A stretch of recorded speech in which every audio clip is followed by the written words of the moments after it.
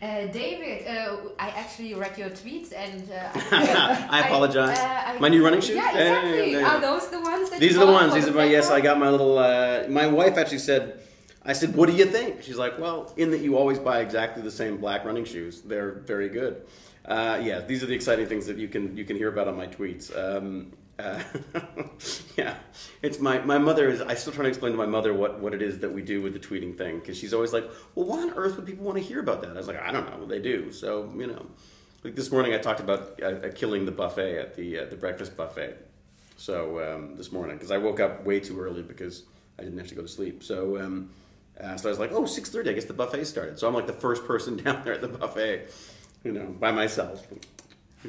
But it's a good way to keep in touch with the fans, because you do not have this chance to go to a FedCon every day. Well, it's what I love about Twitter from the fan side of stuff is that I should blog more than I do. I just don't have time. I just don't, with a 2-year-old and way too many ideas and things going on.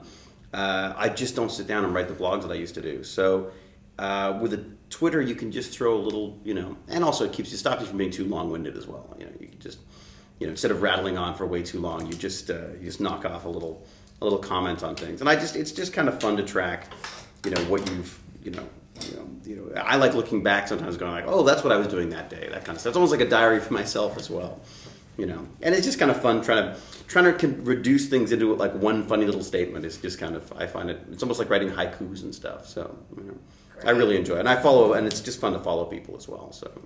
How are you enjoying your stay here at the FedCon? What's so great about it? Well, I haven't slept, so that's good.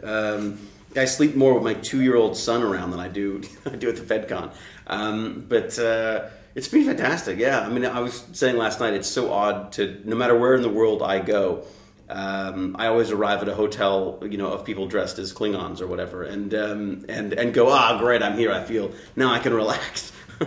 So it's fun. It's like I always say that if I wasn't attending these as a guest, I'd be here as an attendee. So it's great.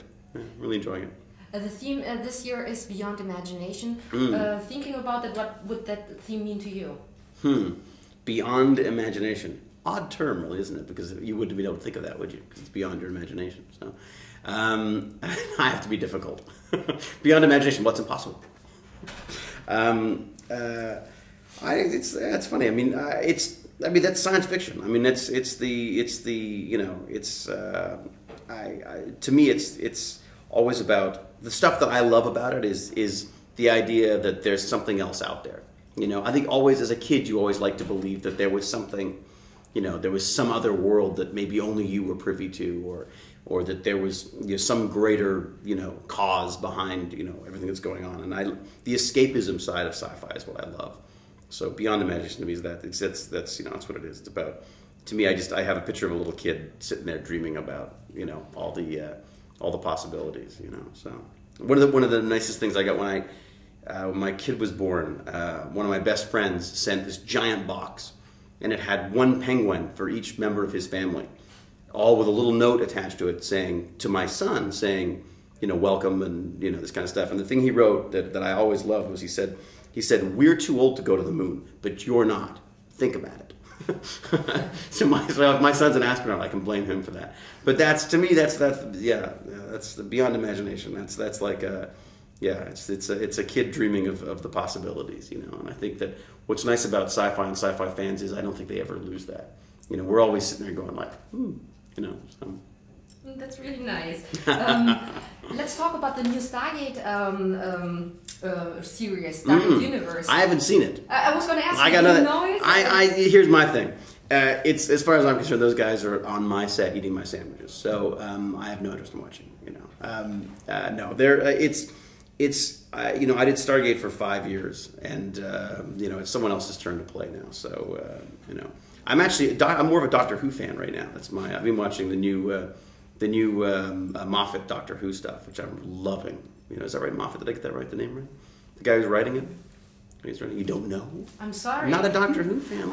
I'm trying to. I always get that from the fans. Well, just start now with the new one. Yeah. That's fine. You can skip all the other stuff before, but the new guy, this Stephen Moffat guy, is writing this stuff now. It's the best. It's like back to the old classic Doctor Who. So yes, I'm sorry. So SGU, I haven't watched it, so I can't really say much about it. I know it's a darker, sort of more sort of character based thing. I always, it's. I think we're a different show, and I think having done it for 5 years. The last thing I want to do is sit down and watch someone else having all the fun. So, Would you consider guest starring? Oh God, yeah. Maybe I'll start watching it when I'm on it. I mean, I can't imagine watching anything that I'm not in. So, what would be the that's a better answer.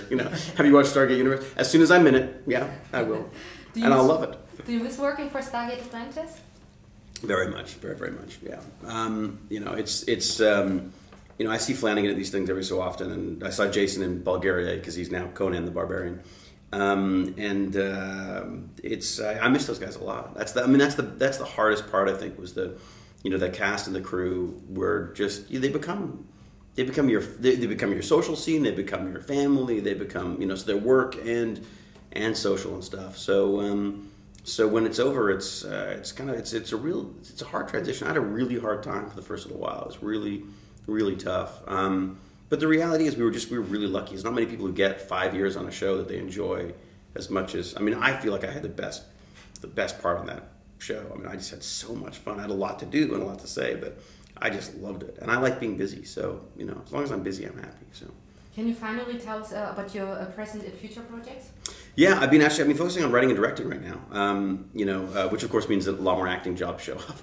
But I've done some films. I did a film in Romania with Rachel Weisz and Monica Bellucci and Vanessa Redgrave. This amazing Canadian co-pro. I met like none of them, but playing another asshole, of course, but a real life asshole this time, which is kind of fun. And some stuff in Bulgaria. I directed a film in Bulgaria, which will be interesting, a creature feature for sci-fi. So, and I have a couple of scripts that I'm working on. So, I really want to get more involved in the whole process. Like the acting is really fun, but I'll never stop acting. But I just love the whole process of making this stuff. I love all this, all the technical stuff. So.